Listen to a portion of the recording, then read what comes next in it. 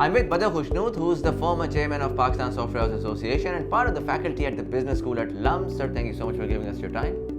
मुझे थोड़ा सा बताइएगा, how was your experience as the chairman, Pasha? I think it was a great eye-opener to see how and that was actually peak time of when Pakistan's IT industry was growing. So our exports was like we were literally having a hockey stick growth there.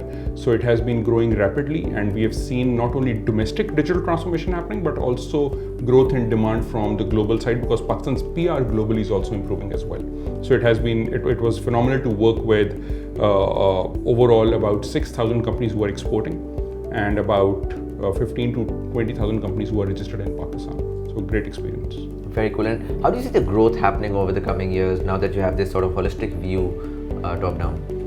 So the growth in probably IT industries, growth was probably the only exports growth which was in double digits at that pace. For Pakistan, it was probably a miracle happening, because that's the only economic savior, I believe, for Pakistan. But to continue that growth and to grow that momentum, there are few ingredients we require, and the most important ingredient is human resource, the talent part. And for the talent part, we have local challenges in terms of our education system and how students are graduating with their paper degrees but are not qualified enough to really come and work in the industry. And to work in the industry, and that gap needs to be filled, and that's a big challenge, because the biggest ingredient, the most important ingredient in this case is the human talent. And we have abundance of it, but we need to sharpen their skills and improve their understanding of the subject and bring them to the cutting edge technologies. And that's where probably the biggest challenge lies for us in Pakistan. So you mentioned employability, and that's, I think, a very popular narrative. A lot of people are talking about that.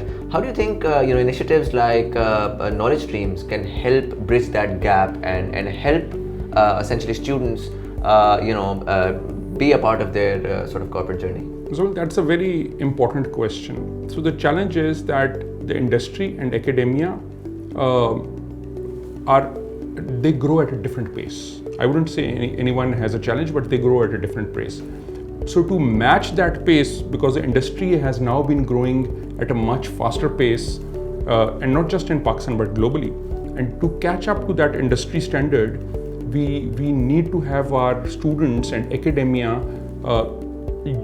upskill themselves in some way. So there are different options. You can go online, you can get trainings online, but I think knowledge streams hybrid approach, where they have an in-person, on-ground presence, and how they know the local nuances, and coming from Dr. Suhail's and the other team's experience in the education system, I think the way they are bridging the gap between industry and academia, I think that's critically important. That's absolutely necessary, because we need to handhold some of our students who need, because mostly, remember, these are tech students, these are IT students, computer science students, they are generally mostly introvert. So they, in addition to hardcore skills of engineering, they also need some soft skills guidance as well. And actually that's where knowledge streams combination of teaching brings in that quick bootcamp style upgradation and upskilling to those students. And I think that's exactly what the industry needs, but at scale.